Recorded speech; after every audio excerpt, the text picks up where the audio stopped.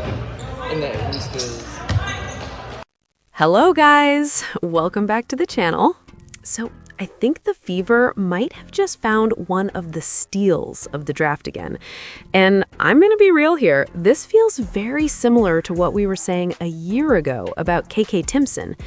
Because the potential is there, no question. The length, the athleticism, it all pops.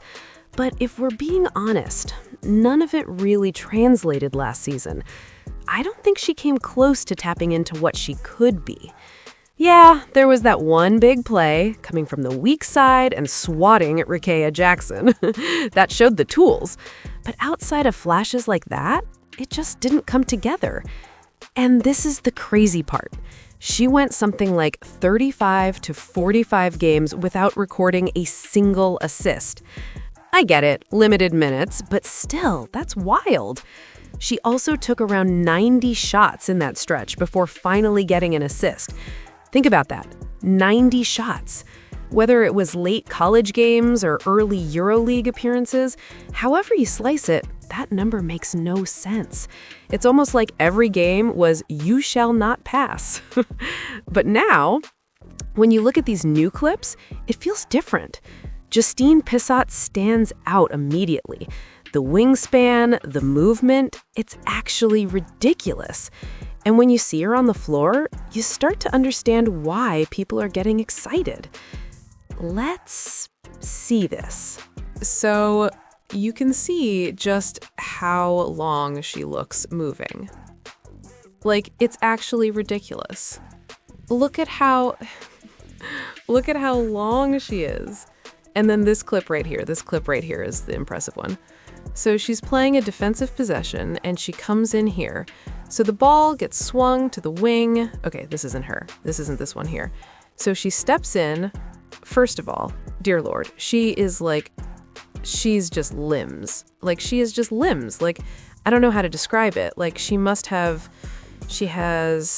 Stewie dimensions. I'm not saying she's Stewie on defense. I'm just saying this is a player who Stephanie White has said, basically people are like, oh, she's not quite there yet on the defensive end. I'm sorry. If you're a good defensive coach, and Brianne January is, you can find out how to get a 6'4", 7-foot wingspan, long legs player to be an effective defender. So immediately she's in help. The ball gets thrown, gets a deflection. She gets a deflection straight away as the ball's in, and then on the drive, the ball gets kicked out, recovers, moves her feet quite well, and forces the tough jump shot.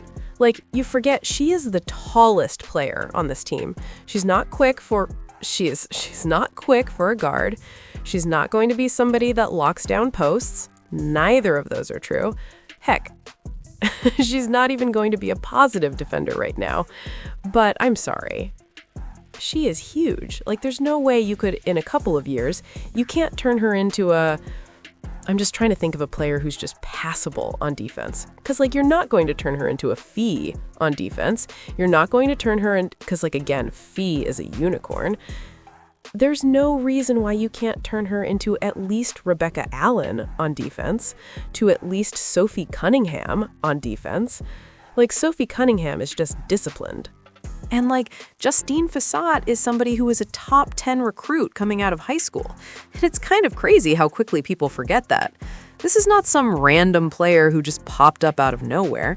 She was highly recruited, played for Team USA at the youth level, and had real expectations on her coming into college. But she made a choice. She went to Tennessee, and it just didn't work out, plain and simple. The fit wasn't right, the role wasn't right, and sometimes that's all it takes to completely stall development. Then she ends up at Vanderbilt.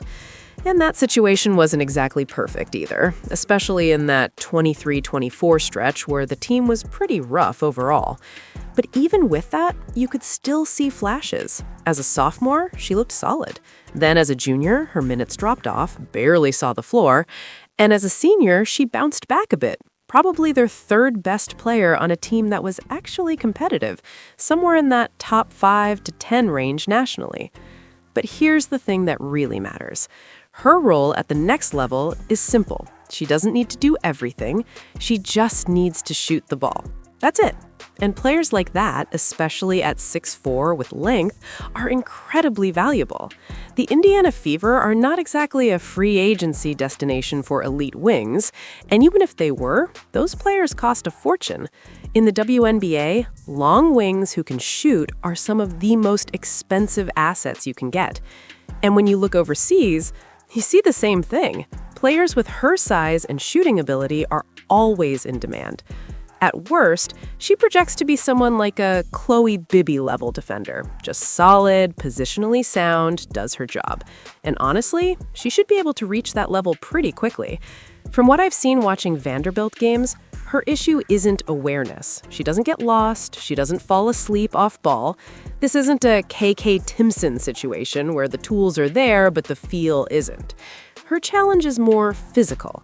She's a bit of a tweener defensively, not quite quick enough to stay in front of smaller guards consistently, not quite strong enough yet to deal with true bigs. But at the same time, she's not slow and she's not weak either.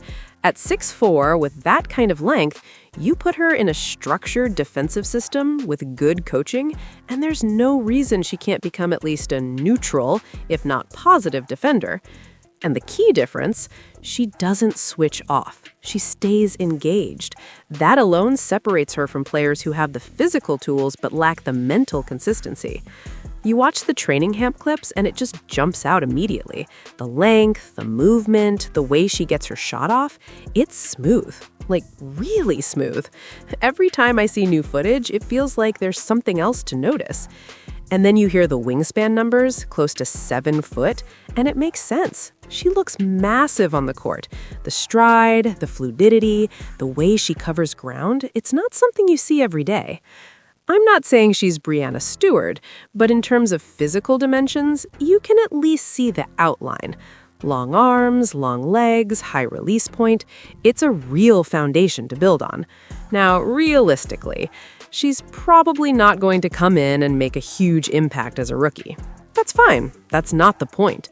The point is development. If you're the Fever, you keep her. You find a way. Even if it means cutting someone else or keeping her on a development contract, you invest in that upside. Because players like this on rookie deals can change everything down the line. Walker is not going to be the difference between winning a title this year. That's just the reality.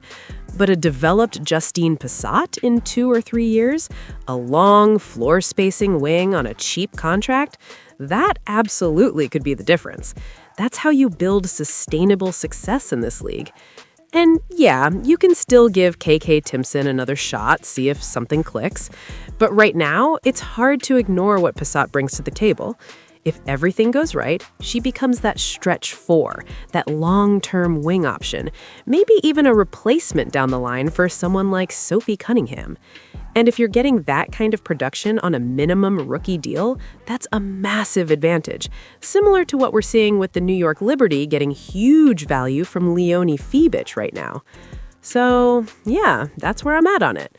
Let me know what you think, and don't forget to like and subscribe.